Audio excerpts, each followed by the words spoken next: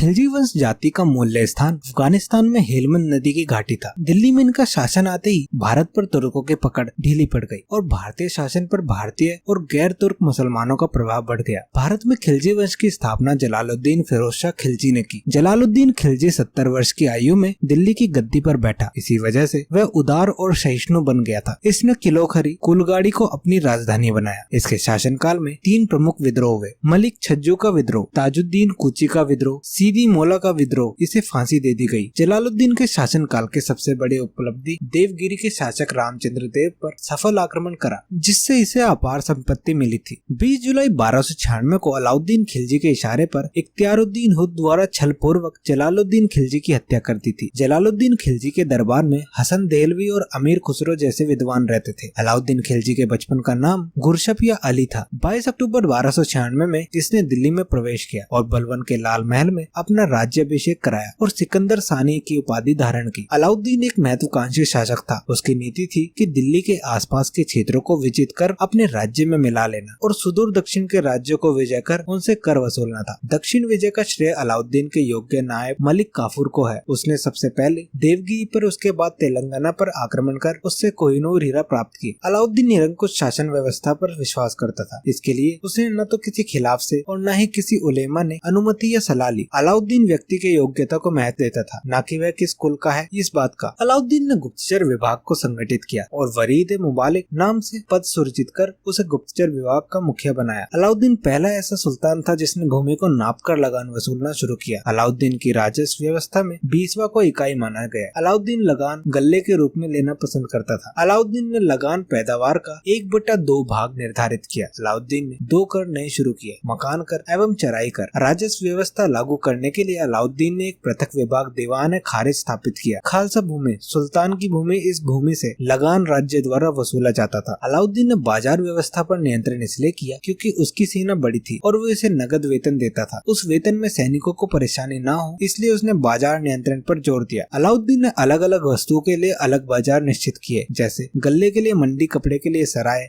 आदिल, घोड़ों, मवेशियों आदि के लिए अलग अलग बाजार थे। सभी व्यापारी को शहनाई मंडी के दफ्तर में अपने को पंजीकृत करना होता था। केवल पंजीकृत व्यापारी ही किसानों से गल्ला खरीद सकता था। सट्टेबाजों और कानून को भंग करने वालों को कठोर दंड दिया जाता था। कीमती वस्तु को खरीदने के लिए दीवारे सियासत या शहनाई मंडी का आज्ञा लेनी पड़ती थी। अलाउद्दीन दिल्ली का पहला ऐसा शासक था जिसने स्थायी सेना रखी और सेना को नगद वेतन देना शुरू किया। अलाउद्दीन ने सैनिकों का हुलिया लिखना और घोड़ों को दागने की नवीन प्रथा शुरू कराई। 10,000 सैनिकों की टुकड़ी को तुमन कहा जाता था। अलाउद्दीन ने लूट का धन, जिसे खम्स कहा जाता था, इसमें 4/5 भाग राज्य का होता था और 1/5 भाग सैनिकों का होता था। अलाउद्दीन ने डाक व्यवस्था शुरू की। अलाउद्दीन का अंतिम निर्णय परवाना नवीस, परमिट देने वाला अधिकारी की नियुक्ति था। अलाउद्दीन ने सीरी नामक शहर बसाया। अलाउद्दीन ने कुतुब मीनार के निकट अलाई दरवाजा, कुश के सीरी, होजे अलाई, तालाब तथा 1000 खम्बा पहल का निर्माण। इसने खुद को खलीफा घोषित किया। ऐसा करने वाला सुल्तान काल का पहला सुल्तान था। यह बहुत ही कुत्सित प्रवृत्ति का शासक था, जिसे नगर स्त्री पुरुषों की संगति पसंद थी। इसके बाद दिल्ली में 1320 ईस्वी में नसीरुद्दीन खुसरो शाह दिल्ली का शासक बना, जो प्रथम भारतीय मुसलमान था। तो ये थी कहानी खिलजी डायनेस्टी की। वीडियो पसंद आए तो वीडियो को लाइक करे, सब्सक्राइब करे और कमेंट जरूर करे।